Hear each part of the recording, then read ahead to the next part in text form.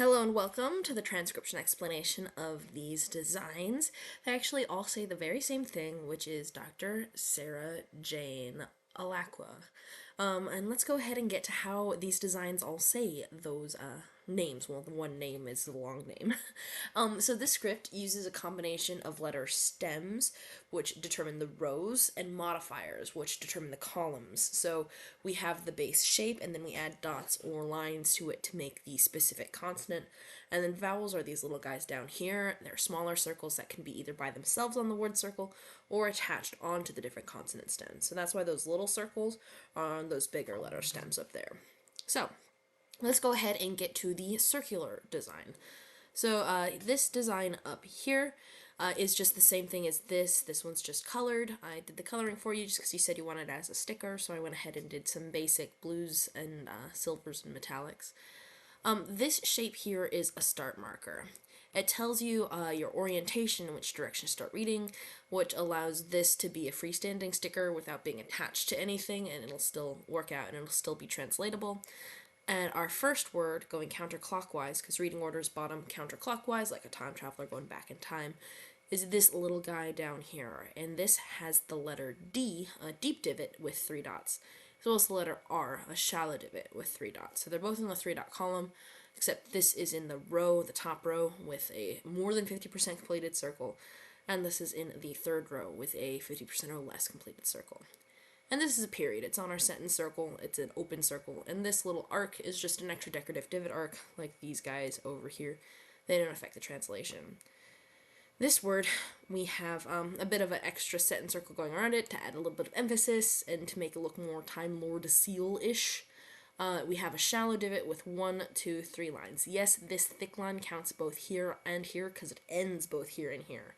So that is 3 lines, even though it's like really just the thick curve and this thin one, but because there's an ending spot here, an ending spot here, and an ending spot there, that would be 3 ending spots, and it is therefore the letter S.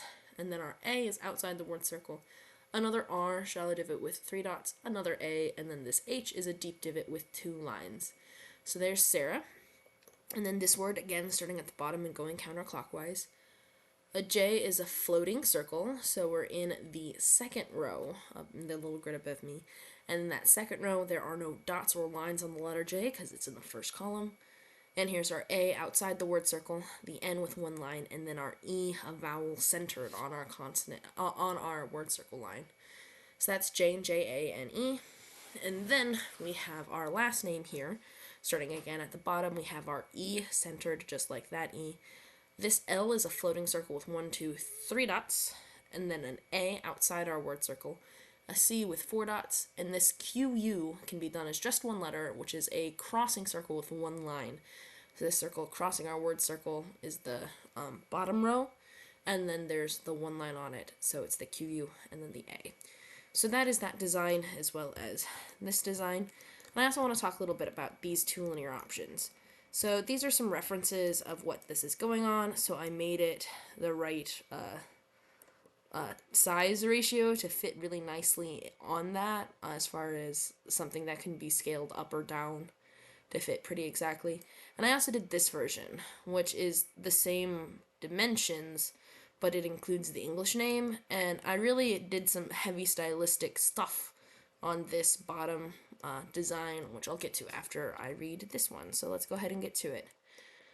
So in this design, I have sentence circles going around each individual word to kind of space everything out a little bit more, because I had to kind of stretch it as much as possible. But you can't actually stretch the design, otherwise the circles become ovals. So that's why having the right ratio of length to width really matters for stuff like this. So here we have that deep divot with 3 dots. So that's a D, just like that D. And this R is a shallow divot with 3 dots, just like that R. And here's our period on this sentence circle. And this line here is actually just the 2 lines coming from the H.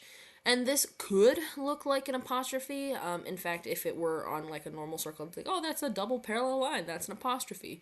But I just go into 2 spots on the sentence circle. It doesn't connect anywhere onto the word circles themselves. So let's go ahead and read this next word. We have an S, 1, 2, 3 lines done very similarly. The A outside the word circle, a shallow divot for the R, another A, and then that H we talked about earlier.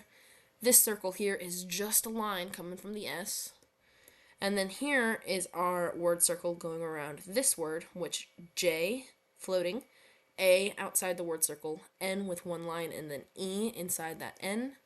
And then this word, starting at the bottom, we have an E, and then an L with 1, 2, 3 dots, A outside the word circle, 1, 2, 3, 4 dots on the C, and then this QU has the one line here, and our A, even though it's centered inside the Q, it is still outside the word circle, so it is still an A. So this line here is our sentence circle, this is our QU letter stem, and here's our QU line modifier. So that would be that design. Both of these are fairly standard. Nothing is weird or messed with as far as normal sentence structure or word construction. Things get weird here, where I basically treat each letter as its own word. So rather than being like doctor like that, it's like D, D, R, and then it's like SARAH.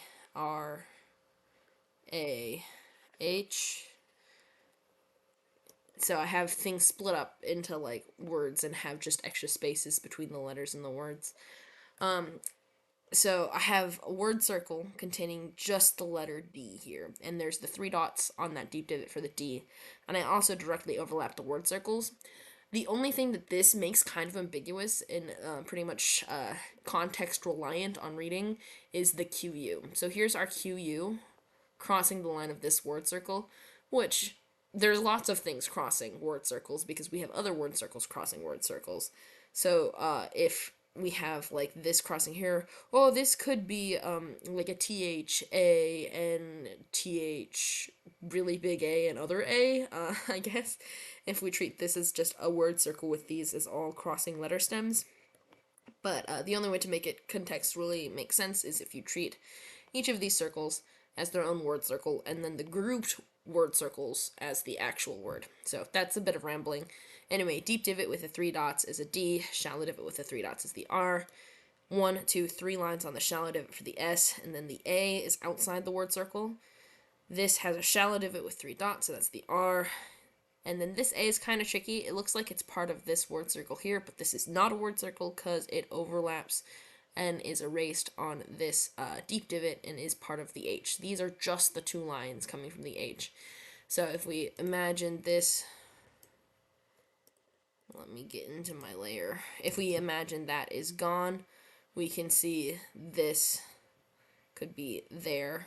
Or, I mean, I guess it looks like it could be an H and then an A, but I wanted to keep perfect symmetry, so I did some shenanigans. So there's our A, and then here's our deep divot with 2 lines making it an H.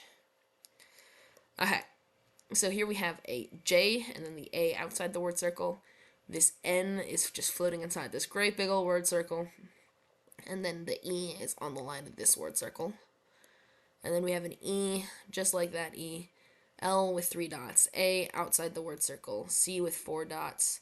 And then that QU we talked about that crosses the line of this word circle with 1 line. And then the A outside of that word circle. So if you're wanting something more minimalistic to go underneath, like whatever text, and of course you can change the text there if you like.